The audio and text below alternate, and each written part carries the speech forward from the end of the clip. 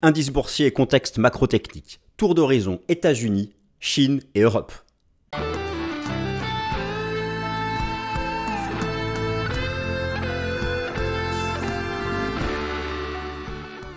Alors chers amis, bienvenue, je suis ravi de vous retrouver pour la nouvelle édition du Top Gun. Je suis ravi de vous retrouver, chers amis, je vous ai préparé un bilan cross-asset pour les États-Unis, l'Europe et la Chine. La partie macro, la partie technique, nous allons tout reprendre en cette semaine décisive à nouveau qui voit la publication, la mise à jour du rapport NFP aux États-Unis vendredi. C'est le baromètre ultime sur le débat de la probabilité de récession aux États-Unis. Et vous connaissez le lien entre la probabilité d'une récession et les perspectives de bénéfices des entreprises et donc le marché action. Cette semaine, le plafond de la dette US, la nouvelle date limite 5 juin. Une fois que le plafond est relevé, l'impact à venir à attendre sur la liquidité du marché. On a vu un retracement la semaine dernière des indices boursiers européens qui avaient atteint des records historiques en lien avec la Chine. Où en est la Chine? Écoutez, j'ai préparé quelque chose d'hyper complet. Alors, vous l'avez vu, la vidéo est longue. Ok, je sais, très bien. Ça vous ennuie. Alors, il y a deux choses. Pour ceux qui pensent que, voilà, qui trouvent la vidéo trop longue, j'ai préparé pour vous. Vous avez le chapitrage dans la liste de temps. Donc allez-y, vous pouvez aller à la partie qui vous intéresse le plus. Si vous voulez quand même tout regarder, et je vous en remercie par avance, vous pouvez accélérer la vitesse de défilement dans les paramètres YouTube, de vitesse de défilement, faire plus 50%, x2, x3, etc. Et puis sinon les autres, merci de tout regarder du début jusqu'à la fin, vous allez voir. Et cette fois-ci, je prends le temps, j'ai pas envie d'aller hyper vite sur les graphiques, etc. Peu importe le temps qui passe, on va les regarder bien pour essayer un peu de comprendre ce qui se passe, parce qu'il y a toujours plein de débats. La Fed qui est censée encore relever ses taux d'intérêt encore une fois, ça a été un peu la surprise des dernières semaines. L'inflation continue de reculer, Trueflation va au gouffre, mais récemment les indices d'inflation, en particulier l'inflation sous-jacente, ça se stabilise à plat, mais c'est normal. Les indices d'inflation officiels mettent 2 à 3 mois à intégrer Trueflation, la véritable inflation en temps réel. Donc moi, je ne m'inquiète pas, mais dans l'immédiat, c'est vrai que c'est stable. Du coup, les nouvelles anticipations sont à une dernière hausse du taux d'intérêt de la Fed, ce qu'on appelle donc le taux terminal. Actuellement, il est à 5,25, le taux terminal devrait, enfin le taux de la Fed est à 5,25 et le fait de passer à 5,50 devrait être le taux terminal. Ce sera soit en juin, soit début de l'été, on verra bien. Et voilà, il y a tout ça. Il y a tous ces débats-là. Et puis, sur le marché action américain, la surperformance de la tech, on voit que finalement, sans les stars de la tech, les indices seraient plus ou moins tout en bas. Enfin, on va tout faire pour l'Europe, pour la Chine et les États-Unis. Donc, c'est parti. Alors, comme le plan, je vous donne le plan pour vous mettre un peu l'eau à la bouche, pour savoir si ça vous intéresse. Je vous lis le plan, je vous fais apparaître quelques slides et ensuite on attaque. Alors, première partie, États-Unis, on va faire de la macro. Soft data versus hard data, beaucoup de contradictions cette semaine, c'est le NFP. Deuxième partie USA, le pivot de la Fed aura-t-il lieu déjà, aura-t-il lieu cette année ou pas et puis pour quelle raison? Il peut avoir lieu pour une bonne ou une mauvaise raison, et ça c'est important pour le marché action. Troisième partie, l'impact à venir du relèvement du plafond de la dette US sur la liquidité du marché. Quatrième partie, la Chine. La Chine qui a déçu dans sa reprise économique post-fin de politique zéro Covid.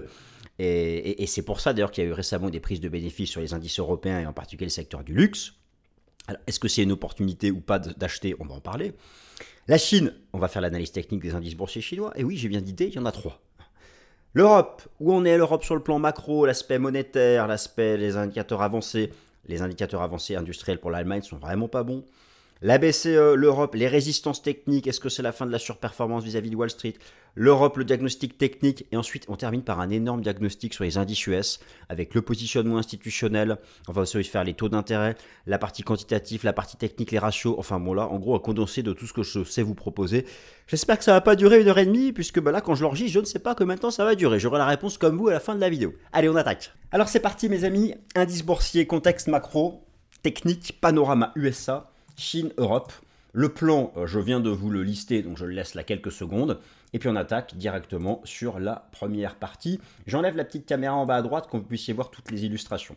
Alors, États-Unis, soft data versus hard data, une semaine décisive avec la publication du rapport NFP aux États-Unis. Rapport NFP qui sera publié ce vendredi. C'est clairement décisif, alors je m'explique. Si vous voulez... Actuellement, le débat autour de la probabilité d'une récession, on est toujours entre 50 et 60%, ça n'arrête pas d'évoluer entre ces deux bornes. Rappelez-vous, j'ai fait des vidéos sur ce sujet, les soft data et les modèles combinatoires nous envoient dans le gouffre. Toutes les soft data, par exemple les indicateurs PMI, Purchasing Manager Index, qui sont des indicateurs avancées basées sur en fait un sondage des directeurs d'achat au sein des entreprises, ils sont tous sous 50. Cette semaine, vous avez la mise à jour du PMI industriel des États-Unis selon l'ISM, qui est déjà au gouffre. La mise à jour, c'est jeudi. Bon, donc vous avez des modèles combinatoires. Je vous montre souvent par exemple celui du Conference Board ou encore l'inversion extrême de la courbe des taux, c'est-à-dire les taux d'intérêt à court terme au-dessus des taux d'intérêt à long terme et depuis très longtemps maintenant. Et sur une proportion extrême. Dans l'histoire, c'était toujours précurseur à une récession. Bon, voilà. Mais le juge de paix ultime, ce sont les hard data. En particulier la production industrielle et le marché du travail. Ça ne lâche rien. Et donc c'est pour ça que c'est un débat passionnant qui crée des contradictions, des débats contradictoires entre les économistes, parce que le marché de l'emploi ne lâche rien. Tant que le taux de chômage ne monte pas, tant que le taux de chômage ne fait pas un tic à la hausse, la probabilité d'une récession est vue par la majorité comme basse. Et c'est ça aussi qui entretient du coup les bénéfices prospectifs en hausse et qui permet aux indices boursiers américains là de plutôt bien se comporter depuis octobre 2022. Surtout les big caps, oui je vous l'accorde, surtout les big caps, parce que les small et mid c'est plutôt tout en bas. Vous avez moi tous les indicateurs au global macro que je suis, soft data, hard data, data transversale, modèle combinatoire. Regardez d'abord ici en bas à droite, le PMI manufacturier des États-Unis, cette fois-ci selon Markit, publié, mise à jour la semaine dernière. Il en rejette sous 50. En fait, lorsque c'est sous 50, ce sont des anticipations de récession et au-dessus d'expansion. Et là, on avait un rebond qui donnait espoir. Ça a rejeté sous 50. Là, c'était au moment du Covid. Alors, je peux vous montrer, cette semaine, vous avez la mise à jour du PMI des États-Unis selon l'ISM. C'est vraiment celui-là qu'on regarde aux États-Unis. C'est vraiment de loin celui qui est le plus respecté. Eh bien, là aussi, il est en chute libre. Regardez la récession de 2001-2002. La récession de 2008, la récession de la crise sanitaire, et là, nous ne serions pas en récession. Bon, il est mis à jour cette semaine, il est bien sous 50, donc ça, il va falloir vraiment le surveiller. Mais le juge de paix ultime reste de loin le marché du travail aux États-Unis. Le rapport NFP est mis à jour vendredi 2 juin, c'est la donnée la plus importante de la semaine. Et j'ai reporté ici sur le taux de chômage aux États-Unis les périodes de récession. Toutes les récessions réelles s'accompagnent d'une inflexion haussière du taux de chômage. Le dernier rapport NFP a montré un nouveau plus bas du taux de chômage aux États-Unis à 3,4% de la population active. Tant que c'est le cas, tant qu'il n'y a pas d'inflexion haussière, eh bien, le marché ne sera pas stressé. En tout cas, la probabilité d'une récession restera modérée pour la majorité. Même si moi je la situe entre 50 et 60%, mais me direz-vous, c'est une chance sur deux, donc on dit tous pareil. Mais voilà, en fait, le marché action poursuivra sa tendance haussière, finalement, tant que... Parce que dites-vous bien que si le taux de chômage se met à augmenter, c'est que les entreprises se mettent à licencier pour préserver leur marge, c'est qu'il y a moins d'activité pour elles. Donc voilà, clairement, donc moins de dividendes, donc voilà, le marché action sera baissier. Bon, voilà, pour l'instant, c'est pas le cas. Donc surveillez ça, c'est mise à jour. La mise à jour a lieu ce vendredi. Et donc pour le moment, ce n'est pas le cas. Alors pourtant, on peut regarder aussi par exemple, ici, je vous en parlais tout à l'heure, la fameuse inversion de la courbe des taux, les taux d'intérêt à court terme qui sont supérieurs aux taux d'intérêt à long terme, qui historiquement ont toujours anticipé les périodes de récession. Ici, l'inversion de la courbe des taux est indiquée par le spread, la différence entre le taux à 10 ans moins le 2 à 2 ans, quand c'est sous zéro, c'est-à-dire que le taux à 2 ans est supérieur au taux à 10 ans. À chaque fois, c'était une indication d'une récession, c'est les périodes ici grisées. Bon, bah là, voilà, ça c'est... Mais ça, c'est un modèle combinatoire, c'est de la soft data. Donc voilà, cette semaine, vraiment, le rapport NFP, et c'est la pierre d'angle de tout.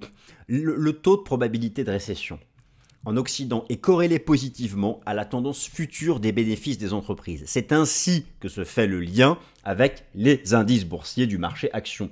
Et donc pour le moment, tant que le chômage ne monte pas, regardez, je suis sur Guru Focus, les anticipations de bénéfices pour les actions du S&P 500. Après le petit trou d'air au premier trimestre 2023, c'est l'explosion haussière. Je parle là des anticipations. Voilà. Wall Street restera bullish tant que le chômage restera bas aux États-Unis et tant que l'économie américaine sera capable de créer des emplois. Alors ça, c'était le premier débat. Maintenant, le deuxième débat, pour moi, ce qui est en numéro 2 en termes d'importance, le fameux pivot de la Fed. Le pivot de la Fed aura-t-il lieu et est-il cette année ou pas, et aura-t-il lieu pour la bonne raison?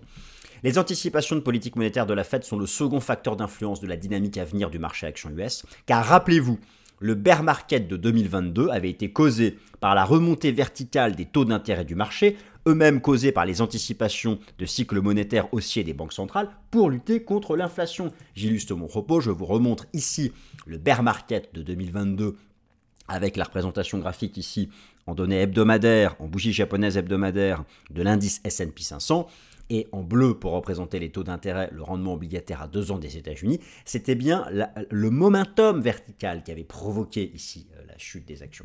Donc voilà, mécaniquement, alors là, les taux d'intérêt remontent récemment parce que les nouvelles anticipations liées à la Fed, les nouvelles anticipations de politique monétaire de la Fed sont maintenant à une dernière hausse de taux, qui devrait avoir lieu soit lors de la réunion du 14 juin, soit lors de la réunion du 26 juillet. Pourquoi ? Eh bien, en grande partie parce que même si l'inflation recule, vous êtes ici sur le site de la Réserve fédérale de Saint-Louis, vous avez l'inflation PCE, l'inflation CPI aux États-Unis en version normale, en version core. En version normale, en bleu et en vert, ça baisse. En version sous-jacente, c'est-à-dire en version core, hors éléments volatiles, c'est la courbe violette et rouge et marron. Oui, c'est plat. Ça, effectivement, c'est un problème. C'est d'ailleurs pour ça que le marché anticipe que la Fed relève encore une dernière fois ses taux. C'est parce que l'inflation sous-jacente reste encore élevée. Mais l'inflation nominale, elle continue de baisser. Et comme je vous ai expliqué, lorsque je regarde Trueflation, je vais vous montrer Trueflation, qui est l'inflation en temps réel. C'est l'effondrement de Trueflation. Il faut 2 à 3 mois pour que ça arrive dans l'inflation nominale des taux d'inflation officiels, le CPI et le PCE. Donc moi, je ne m'inquiète pas trop. Par contre, l'inflation sous-jacente, peut-être. Mais les chiffres d'avril, je ne m'inquiète pas trop. Rappelez-vous, c'est toujours en retard. La semaine dernière, mise à jour du PCE, ok, rebondit en avril. Mais c'est parce que le pétrole avait rebondi en avril. Et maintenant, le pétrole est revenu en bas. Donc, c'est pour ça. Il faut toujours penser à ça, ces histoires de retard, de période qu'on s'est publié. Bon, en tout cas, admettons quand même que les objectifs d'inflation des banques centrales, c'est 2%. Donc, même si là, ça baisse, l'inflation US, elle est encore à 4,2%. 4,4 selon le PCE. Donc, même si c'est une tendance baissière, on est encore très loin des objectifs des banques centrales, que ce soit la BCE ou la Fed. Et en fait, ce que nous dit la Fed, c'est qu'il faut qu'on arrête de rêver qu'il n'y aura pas de pivot tant qu'on ne sera pas à 2%. Et pour certains, même, la Fed, elle pivotera pas tant que l'inflation n'est pas à 1,5%. Mais voilà, donc c'est pour ça que récemment, il y a eu par exemple le rebond du dollar américain. Ça, je vais surtout en parler mercredi dans le Fast and Forex, parce que je vous prépare un truc complet sur le sujet. C'est lié à ça. Le marché attend pour juin ou juillet une dernière hausse de taux de la Réserve fédérale des États-Unis en lien avec cette inflation qui peine à reculer. Et une dernière chose, lorsque le pivot de la Fed aura lieu, ce sera pas forcément haussier pour le marché action. Si le pivot de la Fed a lieu pour la bonne raison, oui, ce sera haussier pour la bonne raison. Qu'est-ce que c'est la bonne raison ? Si le pivot de la Réserve fédérale des États-Unis, c'est-à-dire que le taux de la Fed atteint son taux terminal et ensuite enclenche une tendance baissière, le fait qu'elle adopte un cycle baissier de ses taux d'intérêt, c'est ça qu'on appelle le pivot. Elle pivote à la baisse. Si elle pivote parce que nous sommes en récession, ce ne sera pas haussier pour les actions. En tout cas, pas au début. Parce que si on est en récession, moins de bénéfices prospectifs, les marchés actions ne progressent que si les bénéfices attendus sont en hausse. C'est le principe. Bon. Par contre, si la Fed pivote parce que il y a toujours de la croissance économique, mais que la désinflation devient structurelle, c'est-à-dire en particulier que les indices d'inflation sous-jacente tendent enfin vers 2%, alors qu'ils ont plutôt tendance à être plats en haut, là oui, ça sera haussier pour les actions, parce qu'il y aura des bénéfices futurs et en plus des taux d'intérêt qui baisseront. Ce cocktail, ce combo gagnant, c'est ce qu'on appellerait du soft landing pour la partie macro et un pivot de la Fed pour une désinflation structurelle. Alors là, on fera de nouveau record historique sur le marché action. Mais le problème, c'est que voilà, on ne sait pas si on va être en récession ou pas. Et d'ailleurs, c'est pour ça que le chiffre de vendredi, là, le prochain rapport NFP, il est majeur. C'est l'effondrement de Trueflation, de 88. Mais il va falloir attendre les chiffres de juin ou juillet pour que ça arrive dans les indices d'inflation. Donc patience. Mais ça, c'est quand même une bonne chose de voir que c'est l'effondrement pour Trueflation. Et donc, pour que ce soit aussi pour le marché action, le cas de figure idéal serait une désinflation sans récession. C'est ce qu'on appelle une situation de soft landing. Alors, USA. Alors, le plafond de la dette, la nouvelle date limite, le 5 juillet, les négociations avancent. il va être relevé pour au moins 2 ans, voilà, impeccable, il n'y aura pas de chute de 45% du marché action, comme le disait Joe Biden, etc. Non, moi je voulais vous parler d'un autre sujet. Ce qu'il faut savoir, c'est qu'il pourrait y avoir un petit risque. Il pourrait y avoir un petit risque. Vous avez ici, je vous rappelle ici de plusieurs choses. Vous avez en bleu la liquidité nette générale sur le marché.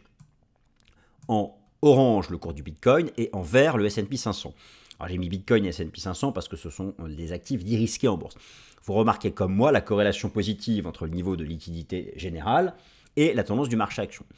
Et notamment avec le S&P 500, c'est assez bluffant la corrélation. Et donc là récemment, ça remonte. Il faut faire attention car le gouvernement fédéral américain va avoir, dès qu'il va pouvoir le faire là, un gros besoin de financement qui pourrait être de plusieurs centaines de milliards de dollars, qui pourrait venir drainer la liquidité sur le marché interbancaire. Et c'est donc que là, ça pourrait créer une pression à court terme. Attention à ça, ça fait partie des éléments mis en avant à surveiller ces tout prochains jours. Alors maintenant, on va parler de la Chine, parce que la Chine, c'est assez incroyable, c'est que la Chine a permis aux indices boursiers européens, il y a une dizaine de séances, de faire de nouveaux records, soit pluriannuels, soit historiques. Le DAX a fait un nouveau record historique, le CAC 40 Global Return aussi. Alors ensuite, il y a eu des grosses prises de bénéfices, justement parce qu'il y a eu des informations macro qui montrent que finalement, la Chine va avoir du mal à jouer son rôle de deuxième moteur de l'économie mondiale, voire de premier moteur. Il y avait beaucoup d'attentes en fait. Avec la fin de la politique de zéro Covid, en janvier, le marché action chinois, les indicateurs macro chinois sont repartis tout en haut. Réouverture de la Chine, le consommateur libéré, retour de la Chine massivement dans le commerce mondial, tout était très bien, etc. Et en fait, dès février-mars, on voit que ça s'est un peu calmé. Il y a eu moins d'euphorie. Il y a des freins structurels qui ne permettent pas ce retour massif de la... Et donc, moi, j'ai regardé, je vais vous proposer quelques baromètres pour juger de cette partie macro de la Chine, parce que les indices boursiers européens, les big caps européennes sont très liés, et beaucoup plus d'ailleurs que les actions américaines que je vais vous montrer tout à l'heure, au commerce mondial et en particulier son lien avec la Chine, avec le niveau des importations chinoises. C'est comme ça que ça agit sur les actions européennes. Et en particulier le secteur du luxe, par exemple, à proprement parler, pour le cours du CAC 40. Bon, on va regarder quelques baromètres qui montrent que finalement ça a été décevant et qu'on a peut-être trop cru que même si l'Occident était en récession, beaucoup se disent, imaginons que l'Occident soit en récession, notamment les États-Unis, la Chine compenserait. Et là, il y a une petite inquiétude. Est-ce que c'est passager ou pas? C'est pour ça que chaque mois, on a la mise à jour des indicateurs macro qui permettent de le savoir. Mais donc, quelques baromètres pour répondre un peu à ces questions. Alors, afin de compenser la probabilité de croissance de récession en Occident, la réouverture de la Chine post-politique zéro Covid était vue comme un moteur majeur de la croissance économique future via son poids dans le commerce mondial. Or, les récents baromètres macro sont venus amoindrir ce scénario, créant une vague de prise de profit sur les indices boursiers européens, qui d'ailleurs avaient atteint des nouveaux records. Alors, les meilleurs baromètres pour juger du niveau d'activité en Chine et son impact sur la croissance mondiale sont pour moi... Alors, on va retrouver le traditionnel indice Purchasing Manager Index manufacturier. Je vous l'ai montré tout à l'heure pour les États-Unis. Vous avez ici le PMI manufacturier de la Chine. Regardez donc la réouverture en début d'année. L'explosion du PMI. Là, c'était la politique de zéro Covid, c'était tendu. Hop, en janvier-février, boum, ça, au-dessus de 50, c'est l'extension, c'est l'expansion. Et ça s'est tassé. Et la semaine dernière, voilà ce qui a été publié, 49,5, ça fait peur parce que c'est sous le niveau d'expansion. Et surtout, ce qui a stressé le marché la semaine dernière, si vous voulez, la Chine, elle peut agir en moteur de l'économie mondiale à travers le commerce mondial, et en particulier ce qu'elle importe. C'est comme ça qu'elle va booster les pays occidentaux qui exportent vers elle, ou ceux qui exportent des matières premières. Eh bien, regardez, ça a été publié la semaine dernière. Le taux de croissance des importations chinoises en rythme annuel, moins 7,9, alors qu'on attendait quelque chose de positif, alors que voilà, là c'était la politique de zéro Covid, c'était l'effondrement, la réouverture en janvier qui a créé l'espoir, et tout de suite une déception. Alors, il n'y a pas que du négatif, je vais vous montrer par exemple ici les chiffres de la production industrielle en Chine, là c'était le cœur du zéro Covid, la réouverture en début d'année. Le taux de croissance annuel de la production industrielle en Chine est arrivé à plus 5,6% en avril, mais c'est vrai que le consensus c'était 10%. Donc voilà, mais quand même, la réouverture de la Chine est quand même là, donc il ne faut pas non plus, je ne fais pas partie de ceux qui pensent que moi, elle va tout de suite là repartir au gouffre, je suis plutôt confiant dans sa capacité, sauf qu'elle fait ça progressivement. La Banque centrale de Chine est hyper accommodante. Elle baisse ses taux, elle injecte. Et vous avez d'ailleurs un autre baromètre que je vais vous montrer pour suivre l'activité en Chine, c'est le cuivre. Le cuivre, c'est le métal industriel le plus présent, je dirais, cross-industrie. C'est un baromètre de l'activité industrielle, en particulier en Chine, qui est maintenant le centre du monde sur le plan industriel. Et donc, c'est un des baromètres majeurs de l'activité en Chine. Et donc là, regardez, en début d'année, en janvier, l'explosion à la hausse. On va regarder les graphiques en données hebdomadaires. Le cuivre, alors très propre sur le plan technique. En début d'année, l'explosion à la hausse. Et très vite, voilà, on a reglissé. Mais finalement, là, vous aviez alors les anciens records de 2018. Là, ça a été la chute liée au Covid. On a fait une cassure technique haussière en novembre 2020. Et depuis, finalement, voilà, là, il y a eu le rejet. On est finalement dans un intervalle de neutralité. Vous savez, si à 3,30, c'est un point d'achat sur le cuivre. Donc au final, c'est pas non plus le prix du cuivre qui s'effondre. On est dans un intervalle de neutralité. Voilà, et d'ailleurs, même à court terme, il y a une petite divergence haussière. À mon avis, ça commence déjà à rebondir. Donc voilà. Donc la Chine, en tout cas, il y a un débat pour savoir est-ce qu'elle peut être un moteur de l'économie mondiale et venir compenser la récession occidentale qui n'est pas réelle. Alors, elle est réelle selon les indicateurs avancés. Maintenant, la partie macro pure, pas encore, pas du côté des hard data. La Chine, analyse technique des indices boursiers et des places boursières chinoises. Alors, afin d'essayer de booster la croissance économique chinoise, la Banque centrale de Chine, la Banque populaire de Chine, injecte des liquidités et adopte un cycle baissier de ses taux d'intérêt.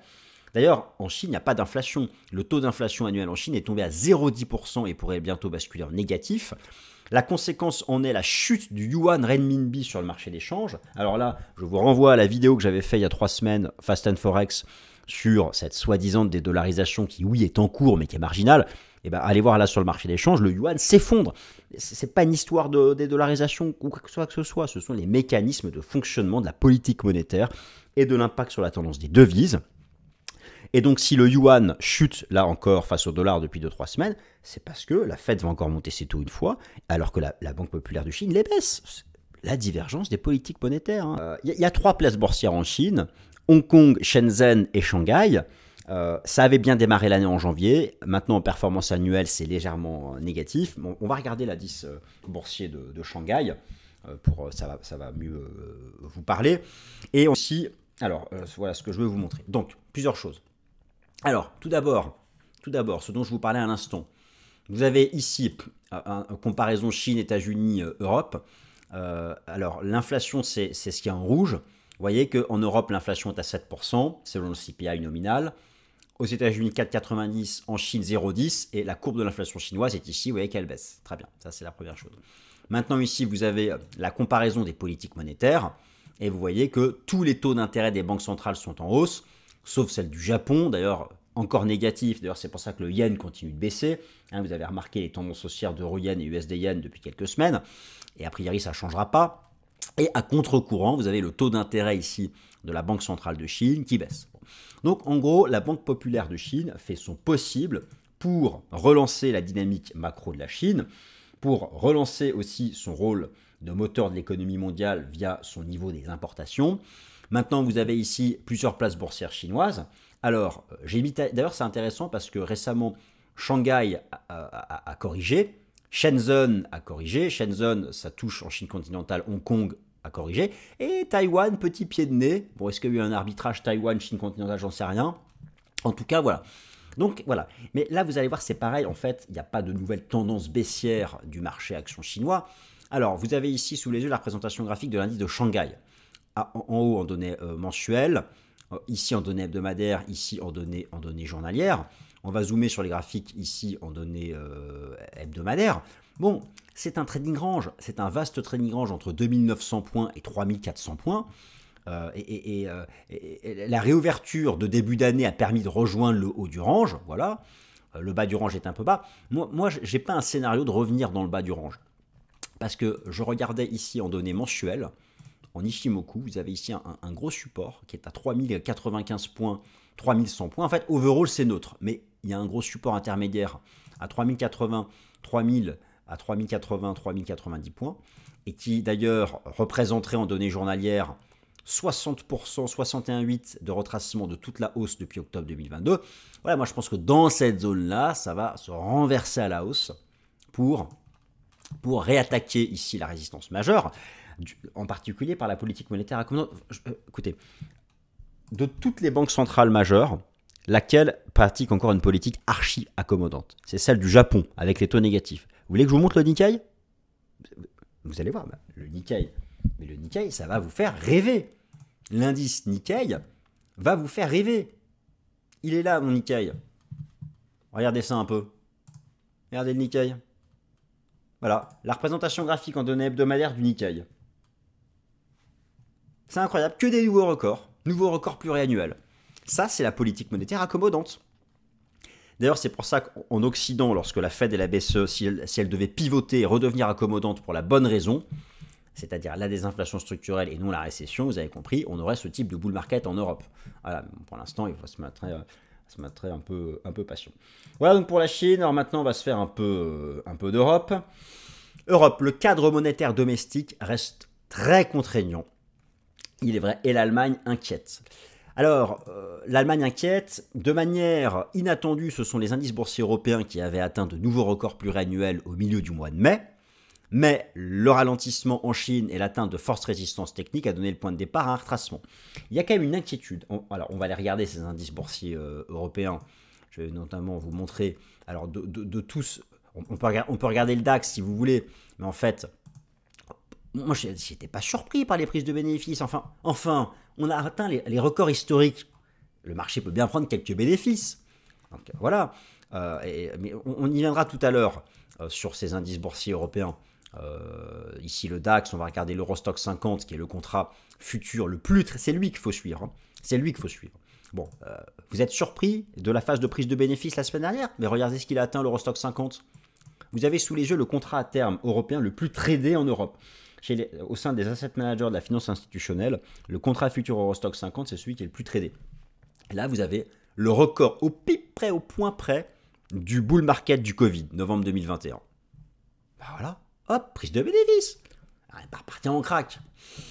Il ne faudrait pas casser ce support, mais bon, pour l'instant, ça tient. Bon, alors, donc en fait, il y a quelque chose qui est compliqué pour l'Europe, mais qui la sauve aussi en partie. Alors, je m'explique. Lorsqu'on regarde la première économie européenne, l'Allemagne, on a de quoi s'inquiéter. L'Allemagne, c'est un des derniers pays européens qui a encore une vraie grosse industrie. Et lorsque vous regardez notamment l'indice PMI manufacturier, encore lui de l'Allemagne, c'est comme celui des États-Unis, c'est la chute libre. Il a été mis à jour la semaine dernière, ça fait vraiment peur, c'est sous 50. Là, vous regardez les anticipations d'inflation en Allemagne.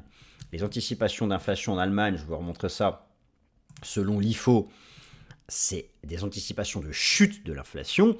Bon, et probablement à cause du ralentissement économique. Le problème, c'est que pour le moment, la BCE, elle est contrainte de durcir encore sa politique monétaire.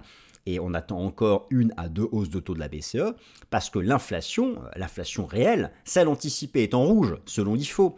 Mais la réelle ici est en bleu. Je veux dire, l'inflation en Europe est encore de 7%. La cible, c'est 2, les amis, c'est 2.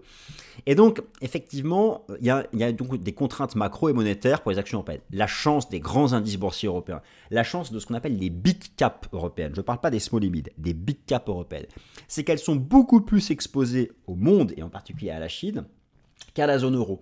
Et c'est ça, en fait, qui leur a permis, depuis octobre dernier, c'est ça qui a permis au CAC 40, au DAX, à l'Eurostoxx 50, alors pas vraiment au SMI malheureusement, mais c'est parce que dans le SMI, ce qu'on va revoir, c'est qu'il y a quand même beaucoup de valeurs défensives. Mais voilà, à nouveau ici quelques éléments de comparaison. La part du chiffre d'affaires réalisé avec la Chine et à l'international, dans les indices européens, dans les big caps, est dominante par rapport à celle des indices US. Dans le S&P 500, le top 500 des entreprises américaines ne réalisent que 40% de leur revenu brut à l'international. Si on prend le CAC 40, les plus grandes entreprises françaises réalisent 78% de leur revenu brut à l'international. Si on prend le SMI, les multinationales suisses réalisent plus de 85% de leur chiffre d'affaires à l'international. Donc, même si en Europe, les conditions macro sont dégradées, en particulier en Allemagne, finalement, les big caps s'en sortent par leur exposition au monde. Pour le seul secteur du luxe, Il faut savoir que l'addition des titres LVMH, L'Oréal, Kering et Hermès, c'est quoi? C'est 40% du calcul du CAC 40. Eh bien, ces 4 titres réalisent 32% de leur chiffre d'affaires avec la seule Chine. Alors le SMI, le SMI, effectivement, il n'a pas rejoint. Le SMI, il n'a pas rejoint ses records historiques. Et il fait partie un peu des indices. Alors, je vais en dire tout à l'heure, on va le regarder sur le plan technique. Vous allez voir qu'il y a vraiment un niveau technique à suivre. Donc oui, effectivement, le SMI, il est resté... En termes d'équivalent, le DAX et le CAC, ils sont là. Donc, mais c'est à cause de la composition sectorielle. Mais vous allez voir, sur le plan technique, c'est pas forcément perdu. Et voilà, je vous ai d'ailleurs mis ici les heatmaps. Alors, la heatmap pour le CAC 40, pour le SMI, la taille de chaque quadrilatère, c'est le poids d'une action dans le calcul de l'indice. Et là, vous avez les performances depuis le début de l'année. Vous voyez que le poids lourd du SMI, Roche, il est à 0 depuis le début de l'année. C'est une valeur défensive. Nestlé, vous prenez Roche et Nestlé et 2-3 autres titres, là c'est la moitié du SMI. Regardez les perfs depuis le début de l'année, donc c'est freiné par cet aspect défensif. Alors que le CAC 40, il a fait des nouveaux records historiques, regardez le poids du luxe et les perfs du luxe. Voilà, donc c'est ça, c'est avant tout une question sectorielle. Alors, on va regarder maintenant l'aspect technique. Mais effectivement, depuis le début de l'année, les indices boursiers européens, alors, les résistances techniques ont récemment agi. Très bien. Est-ce pour autant la fin de la surperformance des indices boursiers européens vis-à-vis de Wall Street? C'est vrai, hein, le S&P est loin de ses records de 2021, historique. Depuis le début de l'année, les indices boursiers européens étaient leaders en termes de performance, et après retraitement du change, la comparaison se fait en dollars américains, hein, c'est ce que je vais vous remontrer. La surperformance des indices boursiers européens sur Wall Street avait commencé au mois d'octobre 2022. Les indices boursiers européens leaders ont atteint des résistances techniques majeures, les sommets du bull market de la crise sanitaire, ceux de fin 2021 qui avaient été atteints vers novembre et décembre 2021. Maintenant, on va regarder ça sur le plan technique. Alors, il y a plusieurs choses que je vais vous montrer. Tout d'abord, je pense qu'effectivement, nous ne sommes pas loin de la fin de la surperformance des actions européennes vis-à-vis de Wall Street. Vous avez là la représentation graphique d'un ratio, qui est le ratio Eurostoxx 600 sur S&P 500. J'ai bien pris soin de convertir l'Eurostoxx 600 en dollars, car on ne peut pas comparer les choux et les carottes. Comme ça, on a un Eurostoxx 600, les 600 premières capes européennes, sur les 500 premières capes américaines et tout en dollars. Et donc voilà, regardez, depuis septembre-octobre, il y a eu un rebond du ratio. Lorsque le ratio est haussier, c'est que le numérateur surperforme. Ici, l'Eurostoxx 600. Et lorsque le ratio est baissier, le numérateur sous-performe. Et en fait, on a atteint une résistance chartiste. Et donc voilà, je me dis que l'essentiel de la surperformance des actions européennes a été fait, qu'on peut avoir un rattrapage de Wall Street. Un rattrapage de Wall Street sur le plan relatif. Alors, maintenant, si on regarde les différents indices boursiers européens, on va reprendre ici. Alors, tout d'abord, le SMI. Écoutez, le SMI, c'est simple. Le SMI, c'est simple. Alors, il y a un danger chartiste qui pourrait être cette espèce de pattern. Certains voient un biseau ascendant, moi je ne vois pas. Écoutez, il y a encore un espoir façon de parler. On reste dans la tendance haussière depuis mars, tant qu'on défend le support des 11 260 points. En fait, regardez ici, hein, c'est ce niveau-là. C'était l'ancien record avant la chute de la crise sanitaire. Ça a été le point de décrochage aussi au moment de la guerre en Ukraine. Et donc voilà, on a réussi à le reprendre. Donc voilà, tant qu'on tient les 11 260, on peut espérer que ce marché reparte à la hausse. Maintenant sur le DAX, il recule la semaine dernière, logiquement parce qu'il a atteint ses records historiques, mais on n'a pas encore invalidé la tendance haussière tant qu'on ne casse pas de support. D'ailleurs, il y avait des divergences en hebdo qui venaient suggérer qu'on n'allait pas dépasser cette résistance, qu'on allait au moins avoir un temps de consolidation en dessous. Et tant qu'on ne casse pas ce support, alors voilà, il y a deux hypothèses pour moi. Soit le DAX, il arrive à tenir les 15 720 points, premier support horizontal, moyenne mobile à 50 jours, et ça repart tester là-haut. Soit il fait un retracement plus profond en allant chercher 50-60% de retracement de cette jambe de hausse qui était celle de la crise bancaire, la trendline, et ensuite repartir. Voilà. Si on casse par contre tout ça, là c'est compliqué, le marché reviendra sur les plus bas. Mais voilà, pour l'instant en fait, ce que je voulais vous montrer, et si on prend le benchmark ultime, qui est l'Eurostoxx 50, c'était pas choquant de super des prises de bénéfices, et l'Eurostoxx 50 non plus n'a pas cassé de support. Pour le moment en tout cas, il n'a pas cassé de support. Si vous prenez le CAC 40 Global Return, vous avez ici les anciens records historiques. les anciens records historiques qui avaient été atteints ici en janvier 2020. Alors oui, il vaut 21 000 points, mais c'est le CAC 40 avec les dividendes. Voilà, bon, là aussi, le marché, bon, on a fait un petit double top, prise de bénéfices, et on reste en bull market tant qu'on préserve les 21 000 points, qui est l'ancien record historique. Ça, c'est pour le CAC 40 global, c'est pour le CAC 40 global return. Si on regarde maintenant le CAC 40, alors le CAC 40 global, le CAC 40 sans les dividendes. Alors, déjà, je suis content parce que j'ai bien eu ma vague numéro 5. Si vous avez suivi mes vidéos ces derniers mois, je visais cette vague 5, on l'a eu. Donc potentiellement, effectivement, ça pourrait être la fin.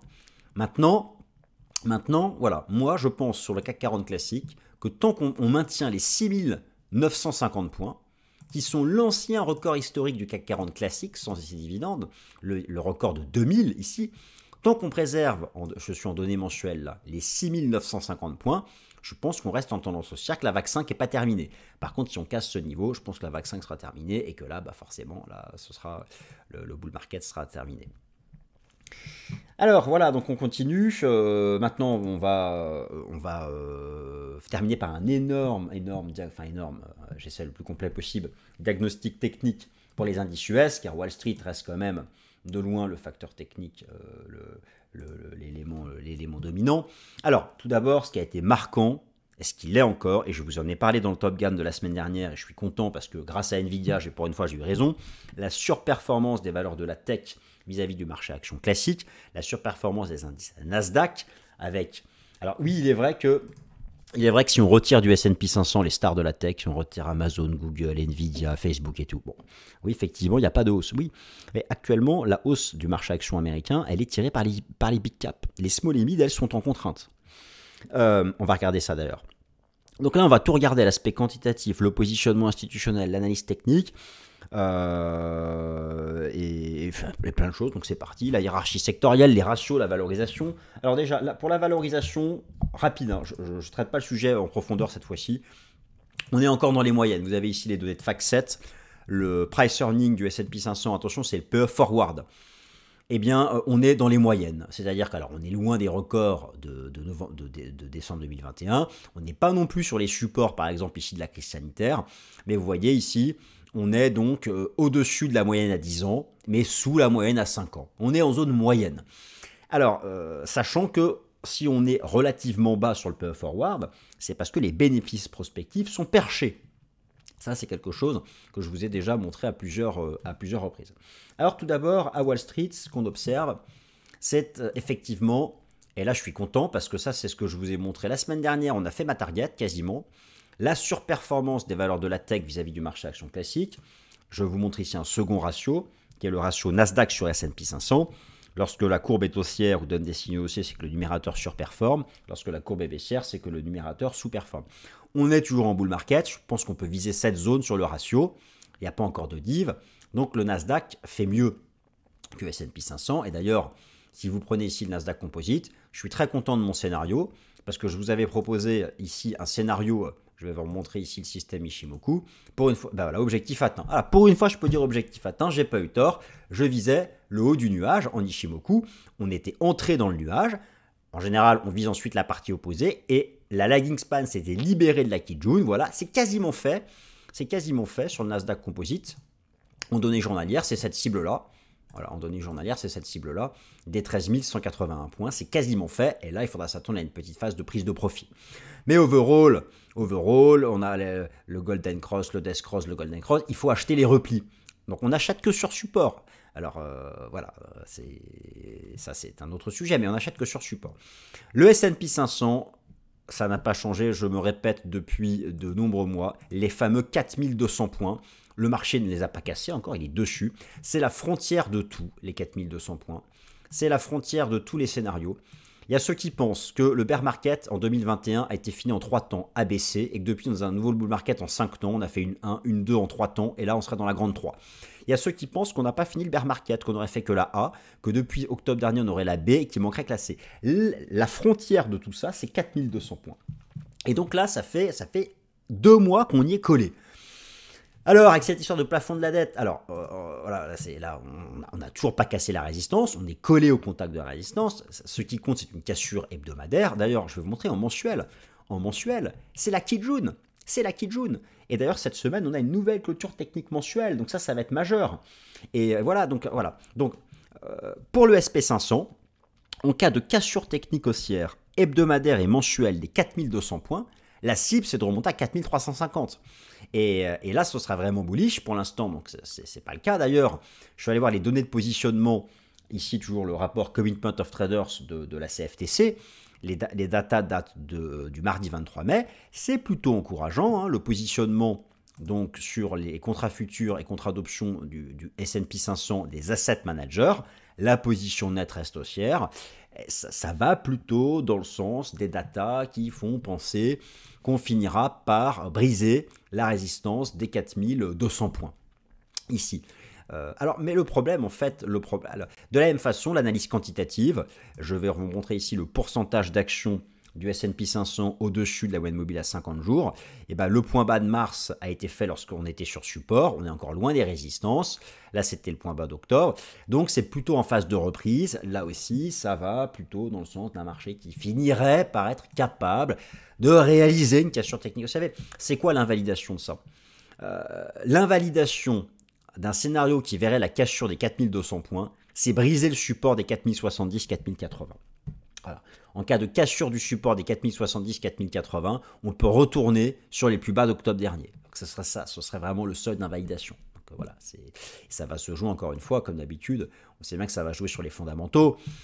Du côté des indicateurs de sentiment, il y a toujours chez les particuliers une majorité de vendeurs. Ça va plutôt aussi dans le sens d'un marché qui finirait par être capable de briser cette résistance des 4200 points. Lorsque je regarde les ratios d'attrait pour le risque, en particulier le ratio consommation discrétionnaire sur produit de base, c'est aussi plutôt bullish, ça irait dans le sens d'un dépassement de la résistance. Lorsque je regarde un autre ratio d'attrait pour le risque, le ratio de la tech sur les produits de base, c'est clairement bullish et ça va aussi dans le sens d'un marché qui finirait aussi par être capable de casser cette résistance des 4200 points. Là, en fait, le problème aux États-Unis, c'est les small et mid cap. Là, il y a une vraie sous-performance. Et lorsque vous regardez, par exemple, le Russell 2000, les 2000 plus importantes capitalisations boursières américaines, on est encore tout en bas, il n'y a pas de rebond. Alors, pour certains, c'est une zone de support, mais c'est vrai qu'il n'y a pas de rebond. Les small et mid, d'ailleurs, vous savez que le marché action américain, il n'est pas en hausse cette année, si vous retirez les big cap. Hein. Donc là, c'est vrai que ça fait encore un bear market. Mais regardez ici, vous avez sur le Russell 2000 l'ancien niveau avant le choc de la crise sanitaire. Donc c'est le bord du gouffre, mais pour certains, c'est le prix d'achat parfait. Et en gros, ceux qui pensent qu'il n'y aura pas de récession, c'est le prix d'achat parfait sur le Russell 2000. Mais si vous pensez qu'il y aura une récession, ce niveau cédera. Et si vous regardez aussi, il y en a un autre que j'aime bien. Où est-ce que je l'ai rangé, mon indice oui, alors regardez Nvidia, hein, je veux dire, Nvidia, incroyable Nvidia, hein, maintenant, qui est dans le top 7, top 8 des capitalisations boursières américaines. Mais là, c'est vraiment c'est les big cap, hein, je veux dire, regardez Meta, Amazon, Google, je veux dire, voilà, les indices US ne seraient pas où ils en sont. Microsoft, regardez, c'est incroyable. Le problème maintenant, c'est que vous y êtes ou vous n'y êtes pas. Les supports sont 1000 fois trop loin. Les supports sont 1000 fois trop loin. Non, le problème, ce sont les mid-cap. Je vous montre ici l'indice des micro-cap états-uniennes. C'est comme le Russell 2000, on est le niveau avant le choc boursier de la crise sanitaire, on est au bord du gouffre technique, et ça diverge. Bon voilà, pareil, récession par récession. À vous de faire votre choix, mes amis. À vous de faire votre choix sur ces sujets-là. Voilà, chers amis, écoutez, j'ai fini mon tour d'horizon Chine, Europe, États-Unis, Global Macro-Technique. J'espère que ça vous a plu. Merci encore pour vos likes, s'il vous plaît. C'est ce qui me soutient, moi, c'est ce qui m'encourage, ce qui me donne la pêche pour continuer à faire ça chaque lundi pour vous. Et puis, passez une bonne semaine. Prenez soin de vous et à très vite.